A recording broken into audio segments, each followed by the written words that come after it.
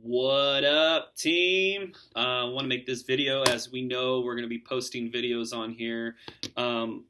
Just keep as a library to kind of use for talk offs, educational videos, videos that we can refer back to on how to's and whatnot.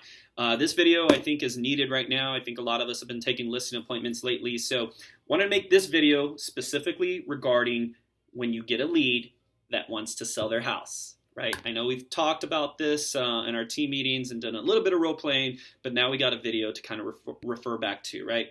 Okay, let's say we get a lead, whether it's a referral, internet, whatever it may be, but you get a lead, person wants to sell their home. You definitely want to make sure you pre-qualify them over the phone first, right?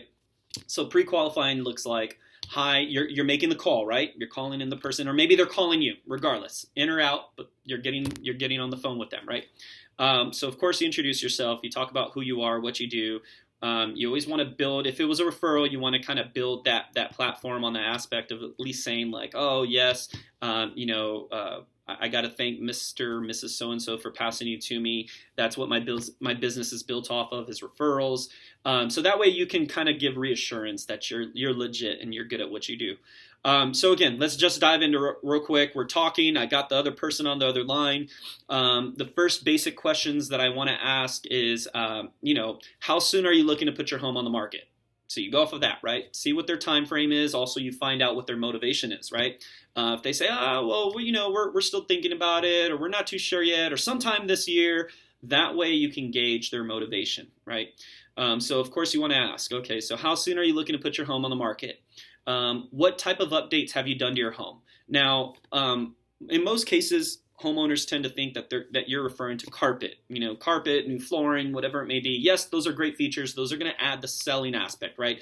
There's a difference, and we always got to explain this to our sellers.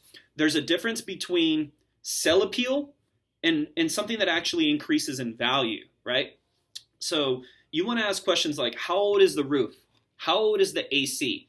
Are you on a cul-de-sac?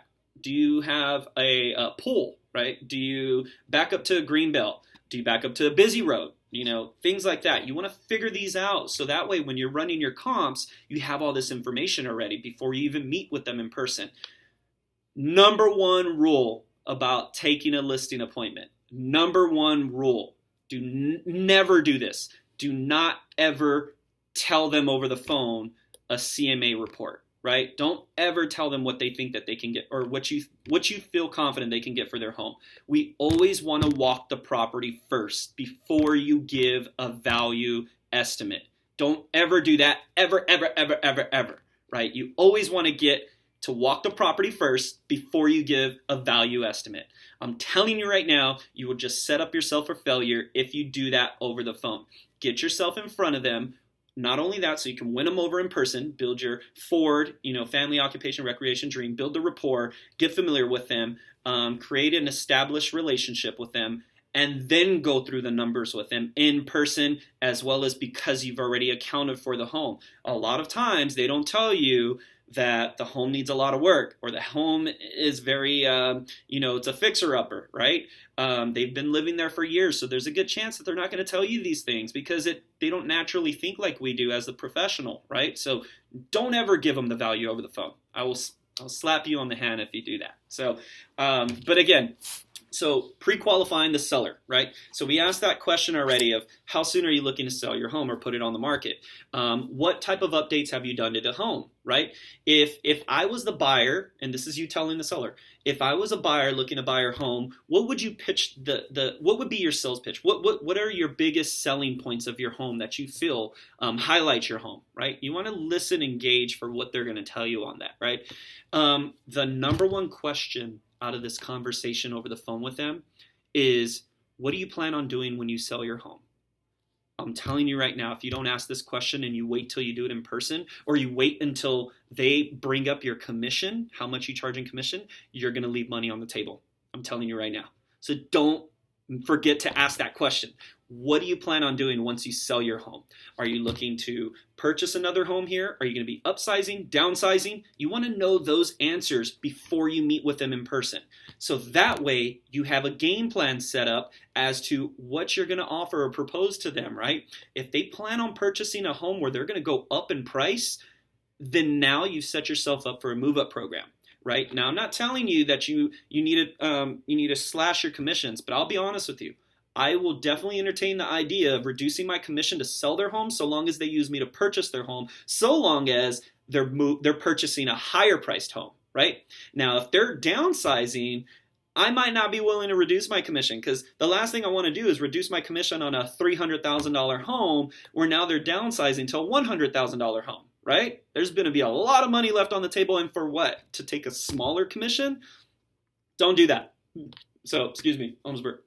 Don't do that.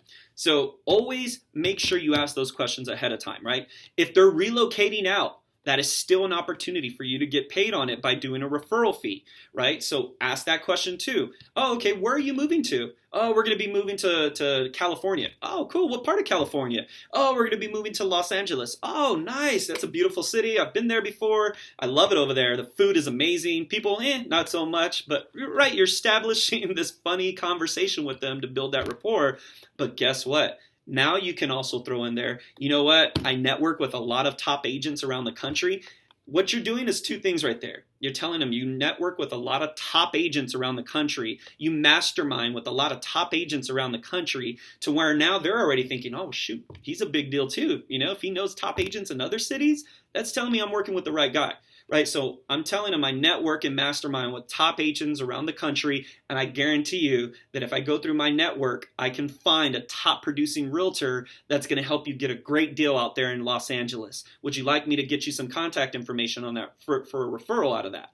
Yes, boom. That way you can get paid a referral fee on that as well. So always ask that question ahead of time on the phone, is what if they're relocating, where are they relocating to? That way you can gather all that information when you meet with them in the listing presentation, and you can show them right then and there that you got a couple of references that you can pass them on to. So of course you don't want to give them the contact info yet. You want to make sure they're open to it. Once you identify that they are, then you get a contact, but you don't give it to them. You call that agent ahead of time and make sure that they're willing to do a referral fee with you at whatever percentage, right? Typically it's 25, 30% max. I wouldn't go above that. And then you want to make sure that agent signs that referral agreement first before contacts are exchanged, right? That way you're not being left out in the cold. So again, these are questions that you need to be asking, right? Also, if they're saying, yeah, I want to sell my home as of tomorrow. Cool. How quickly can I get out there to take a look at your home? So you want to get out there, take a look at the home, get a better feel for the floor plan, get with me. We can do some research on the property to see how we can come up with a value. That way you have a buffer, right? Usually what I do, and I don't tell my client, but I usually have a buffer ahead of time before I go and look at the property. So I think, okay, worst case scenario, I'll be able to get $200,000 for this home if it needs work, right? Best case scenario, if it's move-in ready in top shape, maybe around 210, 215, whatever, right? I always use a buffer, so that way I know ahead of time. Once I walk into the property and I'm walking it, I'm feeling it, I'm like, okay, yeah, I know that this one's probably going to be going for the higher end or the lower end, right? So always keep that on you, and always make sure that you're planned with that ahead of time. So again, these are just some quick tips on questions to ask and pre-qualify the seller before you meet with them in person, so that way you have a game plan to go and kill and win that listing presentation. Always also, one last question you always want to ask is, have you spoke to any other realtors?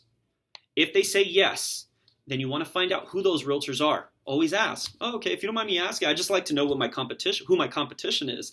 If you mind me asking, which realtors are they? Because I know a lot of them. I like I said, I mastermind and I network with a lot of the local agents around here. So I'm just curious if I know some of them.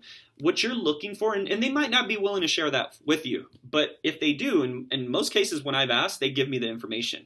But now I know when I'm going into that listing appointment who I'm up against, right? Now, if they make it very clear that, hey, AJ, I want to meet with you tomorrow at 7 o'clock, but I just want you to know that I'm not making any decisions until I've met with X, Y, and Z, you want to make sure you find out who those names are. So that way you know who you're up against. But also, if they've made it very clear to you that they're not going to make a decision on who they're going to choose until they've met with everybody, then you want to be the last person that they meet with. So that way you can close on it and be the most refreshed, pitch to them versus the 3 or 4 other agents they've already met with. Now, if they don't sound like they're going to wait, then that's where I say, yeah, you definitely want to be the first agent in the door, right? And then you got to go aggressive and hope that you close really good to win them over. I've done that before where I go into a listing appointment first and they called up an agent in front of me and said, hey, thank you, but there's no need for you to come at this point. We've already made a selection. That's the kind of conversation you want to have where you can win them over. But if, like I said, if they made it very clear to you that they're not going to make any decisions until they meet with all the realtors they're interviewing, then you want to be the last one, okay? The reason why you want to find out who those other agents are is you want to find out, is this agent more experienced than me? Does this agent sell more homes than me? Are they a newer agent, right? And there's always an advantage, right? You can spin it to your advantage. Let's say you're going against the number 1 agent in the city. You can always spin it to your advantage to where you're the better pick. You want to identify maybe if you've sold homes in that neighborhood and maybe that agent hasn't, or you want to identify that, you know what, I actually know him. He's the top agent in this, or maybe you don't want to enforce that, right, by saying he's the top agent in the city, but you want to say, yeah, I know who that is. They're a pretty good agent. I'm not going to lie. But what I'll tell you is that because their business is based off of mass production, one thing I can promise you is that I'm not going to pass you around when you work with me. You're going to work with me directly the whole time. You're not going to start with me and then get moved on every progression throughout the transaction with someone else on my team where you might get lost or confused on who you're even working with. So you're always going to work with me one-on-one at every point of this transaction. So again, that's just a little detail on how I can go into further details on how to structure to make sure that it sounds like you're the better agent that they should choose. But again, this is just more of the pre-qualifying aspect of when you get that person on the phone. Always ask these questions first before you go to your listing appointment. All right, y'all have a good day.